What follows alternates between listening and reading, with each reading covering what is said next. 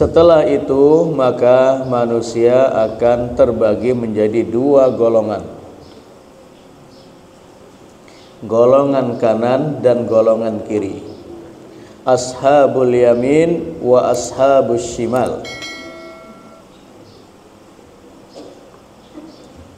Orang yang menerima kitab catatan amal dengan tangan kanan atau orang yang menerima catatan kitab, ya, catatan amal dari tangan kirinya atau sebelah kirinya. Dalam ayat yang lain wara'a dhahrih, dari arah punggungnya. Jadi ada dua golongan, ashabul yamin wa ashabus shimal. Maka fa amma man utiya kitabahu biyaminihi fayaqulu ha umqra'u kitabiyah. Adapun orang yang menerima kitab catatan amalnya dari sebelah kanannya dengan tangan kanannya, fayaqulu ha umqra'u kitabiyah. Ia mengatakan, ha umqra'u, ayo silakan dibaca kitabku ini, kitab catatan amalku ini. Syekh Jalaluddin Asyuti menyebutkan, yaqulu li jama'atihi minal mu'minin, yaitu mengatakan kepada kelompoknya dari orang-orang yang beriman. Jadi dengan bangga ketika menerima kitab catatan amal dari sebelah kanan, ha umqra'u kitabiyah, ayo silakan dibaca nih loh kitab catatan amalku yang baik ini. Bangga. Ketika anak-anak kita mendapatkan raport nilai yang bagus, kepada ayah mengatakan, ha umqra'u, silakan dibaca, dilihat nih ayah, orang tua. Tapi begitu jelek, ya masuk ke rumah pun ya mengendap-endap, apalagi di akhirat. Ha umqra'u kitabiyah, ayo dilihat nih kitab catatan amalku. Inni dzanantu anni mulaqin hisabiyah, karena aku yakin aku akan mendapatkan ini, maka dulu ketika di dunia aku beramal baik, beribadah, melakukan ketaatan, mengukir kesolehan, karena aku yakin akan mendapatkan kitab seperti ini. Inni dzanantu anni mulaqin hisabiyah, karena sesungguhnya aku yakin akan menemui kitabku ini seperti ini. Fahuwa fi 'aisyatir radiyah, dan orang yang mendapat kitab catatan amal dengan sebelah kanan ini, dari sebelah kanan, maka dia berada dalam kehidupan yang mardiyah, kehidupan yang memuaskan, ya, puas. Seperti di dunia ketika sukses menjalankan ini dan itu, bangga, apalagi di akhirat. Fi jannatin 'aliyah, berada di dalam surga yang tinggi, yang ditinggikan, yang dimuliakan. Dan secara umum manusia itu selama dia memiliki agama apapun meyakini adanya surga, ya, termasuk orang Hindu, orang Buddha, kemudian apalagi agama Kristiani dan seterusnya, Kristen, walaupun bahasanya berbeda-beda, ada surga, ada nirwana, ada sejenisnya. Fi jannatin aliyah, artinya secara umum orang meyakini adanya surga sebagai tempat kembali yang baik, walaupun jalan yang ditempuh salah. Bagaimana keadaan gambaran kecil dari surga itu Allah sebutkan kutufuha daniyah. Kutufuha ay thimaruha daniyah bimakna qaribah. Di dalamnya disediakan buah-buahan yang didekatkan. Maknanya adalah seperti disebutkan oleh Syekh Jalaluddin As-Suyuti, yatanawaluha al-qa'imu wal qa'idu wal muddaji, yang akan dinikmati dengan 3 model. Ada yang menikmatinya atau memetiknya dengan berdiri. Maka pohon-pohon di surga itu, pohon buah-buahan di surga itu akan mendekat seukuran dia berdiri. Wal qa'id, jika penghuni surga itu duduk, maka pohon buah-buahan itu akan mendekat lagi, turun lagi seukuran orang yang sedang duduk.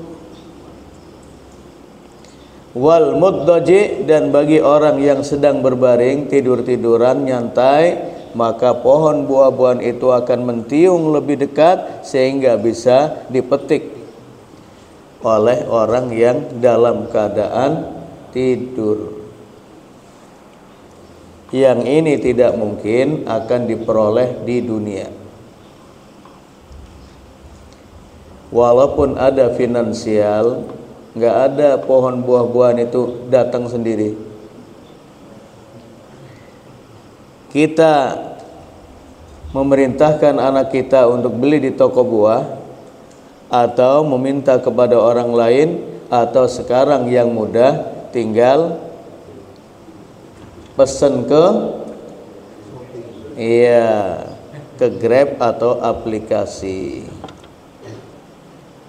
Menunggu beberapa saat, ting tong, datang. Tetapi di sorga bisa dengan 2 cara buah-buahan dipetik.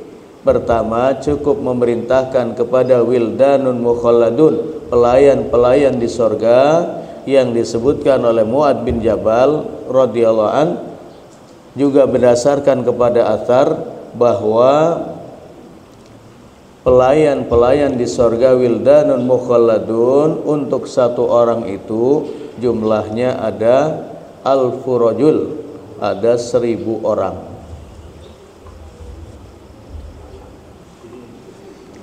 Yang usianya akan tetap muda. Itulah bedanya di dunia dan di akhirat. Makanya kehidupan di dunia pun berbeda-beda antara kita manusia dengan binatang ternak. Beda. Prosesnya pun beda. Perjalanan manusia itu jika dibandingkan dengan binatang-binatang ternak jauh. Jadi prosesnya setelah lahir, kemudian disusui selama 2 tahun, kemudian latihan jalan dan seterusnya, kemudian 5 tahun itu baru TK, TK kecil. Sementara binatang-binatang ternak usia 5 tahun, iya, misalnya kucing saja ya, kucing 5 tahun itu sudah mbah-mbah, iya, sudah mbah-mbah itu kucing itu usia 5 tahun. Onta itu sudah poel, sudah bisa dikorbankan. Sapi, kambing setahun 2 tahun, wah itu sudah poel itu. Pada saat manusia usia 2 tahun itu baru latihan jalan.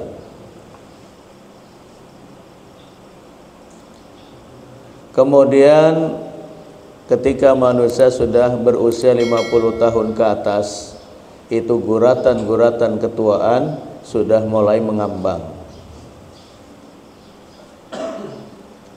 Ya, waja'akumun nadhir, dalam sebuah ayat disebutkan, dan telah datang kepada kalian peringatan. Peringatan yang dimaksud di situ adalah asyaib, yaitu uban. Uban.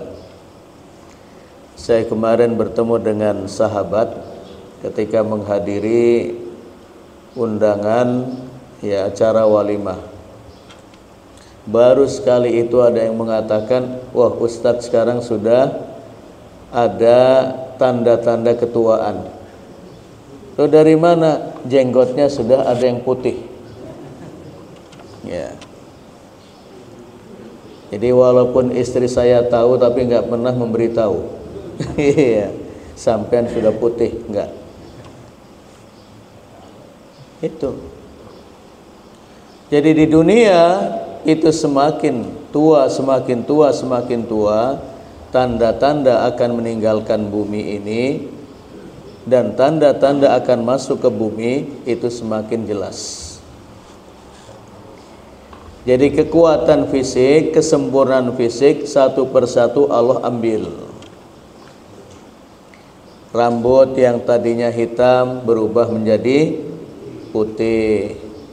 Kemudian gigi yang kuat, dulu biasa makan sop balungan kuat, ketika sudah 50 tahun ke sana berat.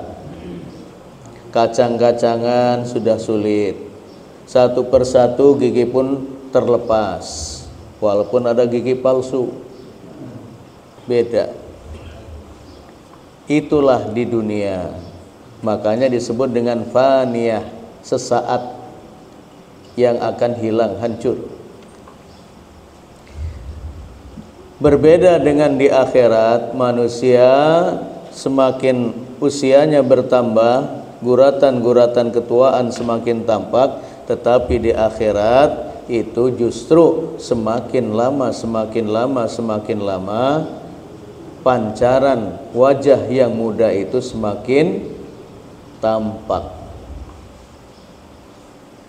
Maka disebutkan bahwa setiap pekan itu pancaran wajah dari penghuni sorga itu semakin cerah. Walaupun berabad-abad di sorga, itu usia mereka bahkan semakin muda. Berbeda dengan di dunia. Ya usianya itu sajalah. Kelihatan lebih ganteng, cantik itu di akhirat. Berbeda dengan di dunia. Bahkan terkait dengan buah-buahan yang dipetik, qalu hadzal ladzi ruziqna min qabl. Yang ayat 26 dari surah Al-Baqarah disebutkan, ketika diberikan kepada mereka buah-buahan, makanan dan sejenisnya, mereka mengatakan inilah yang dulu kami sukai di dunia, yang telah kami pernah merasakannya di dunia.